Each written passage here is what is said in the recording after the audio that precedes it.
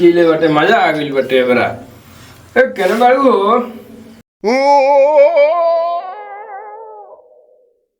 का हो तू है उठलाली करतड़ू यहाँ कमात कमात हमार गाल फाट के हाथ में आ गई बटे चिल्लात का बार बनी गाँव मुँह धोआ गए तो हाथ मुँह धो के खाना खा ली।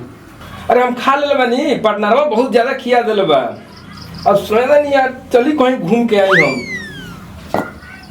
आज हमनी के शादी के इतना दिन हो गए हमरा नैयर लात न रखनी आ बहन के एगो फोन आई त छलका चल जा। अरे ठीक है कहत हो चल तनी हम घूम के आओ ससुरारी। हाँ जाई कितना दिन हो गई सही बात बटे सुनो हमार नया पुरान कपड़ा सब तैयार के रखो ठीक बा आ हम अबे मिठाई लेके आईनी आ तुरंत गईनी।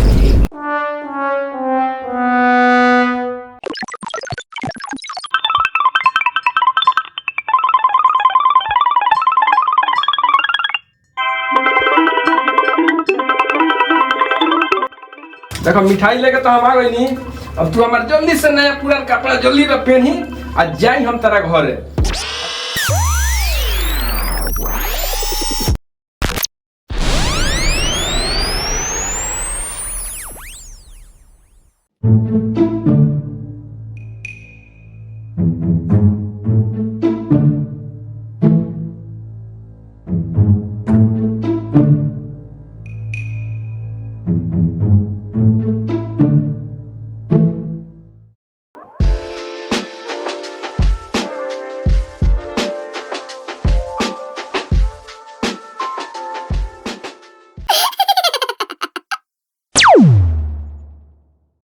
चैने उतर गई लागत अट्टे चलो तले पेशाबो लागल बा कल तनी कोनो आई तो ओकरा से चढ़वा देम के ग्रीष्म भी लगाई हाथ में।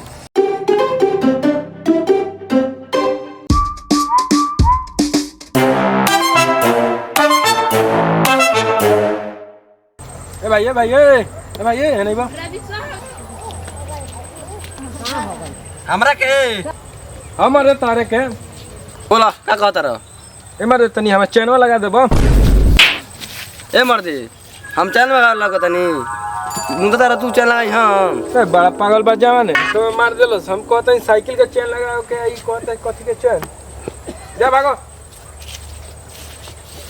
ऐसे लोग भेटा जाता ते ससुरारी गइला में ये तो फायदा बाटे बताओ साइकिल के चैन कोनी है मार के चल गइल हमरा के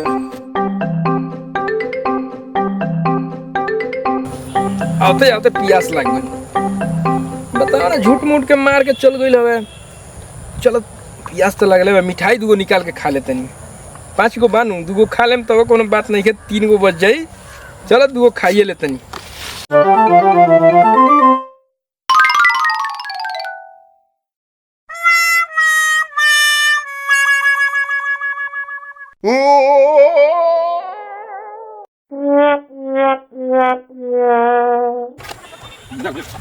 अब 3 गो तो बोल रहे बा साली जी 3 गो खा ली है 2 गो हम खा ले नहीं चलो 3 गो साली जी खा ली है चल तनी अब आ गई बनी ससुराली के तो गांव में लगही चल तनी डगरावले कौन दूर बा के ग्रीष्म भी हाथ में लगाई।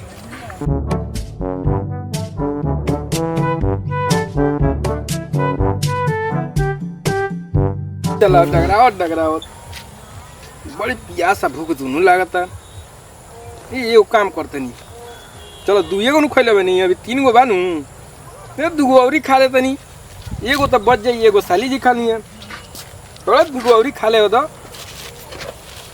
एगो हमारे सारे खा लिए 2 गो और खा ले हो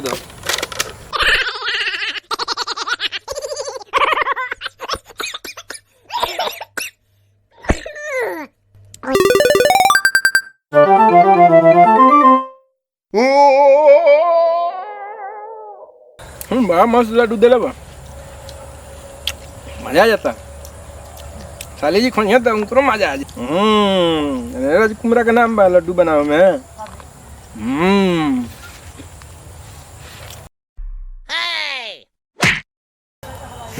चलो 2 गो तो खा लेनी चलो एगो बानू अभी अरे बुकुनिया सब बड़ा सन लइकवा खा लिया सन भतीजवा खुली एगो बात साली जी खा ली है चलो हमरो पेट भर गई अब चली तनी वजह ससुरारी के गांव में घरे चली बाप रे बाप इतना दिन से जो होता लोग कानू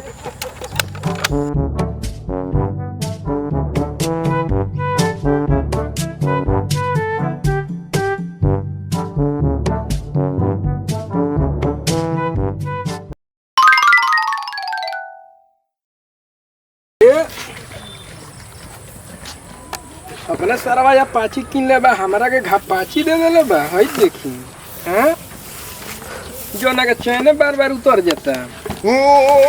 चलो आगे अब तनी देखी कहाँ कहाँ बाल सब लोग।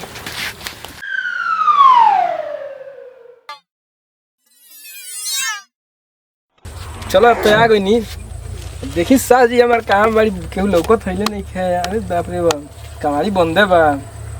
ए सास जी ए मम्मी जी ए माई जी नहीं खी का ये क्यों बोलते नहीं खे। ए मम्मी जी कहाँ बानी। कौन हरे मुँह झौसा के जामल।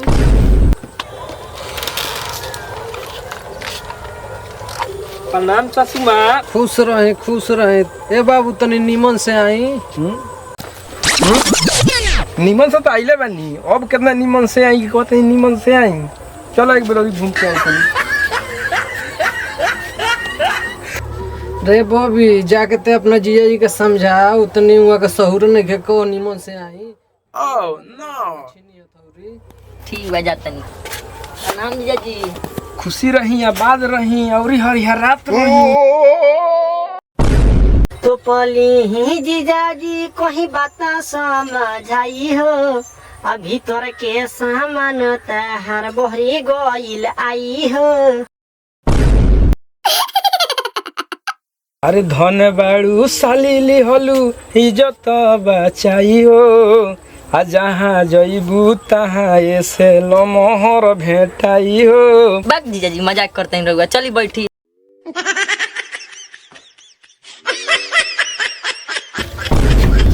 अरे इत एके गो जीजा जी लड्डू लिया बनी। अली जीजा जी एगो लड्डू लिया बनी वो रहुआ खा ली। अरे रउआ खाली महाराज हम तो खाइए ले बानी हो न एगो रउआ खाली। अरे प्रणाम फूफा जी। खुशी रही तो खा के आइल बानी अभी हम खा लेतनी। अरे फूफा जी तो कुछ आते नहीं खे। 80 रुपया वाला लड्डू होता कुचाई रउआ से कुछ आई थोड़ा सा कुछ के खाए में रखे हाँ? जात में कुछ के खाए। एगो लड्डू बचर लो वो लेके चलिए गो। अच्छा चली आई रउआ बैठी है ना छोड़ी ये चीज हम रउआ खातिर फेन एगो लाल मोहन ले आन दोसर जान तो आपकी पारी। काजी साली जी रो तो जाने हो गइल बानी।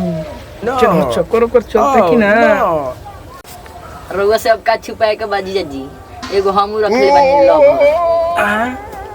अपना लबर के दी धोखा हमरा के दी मौका। हरिया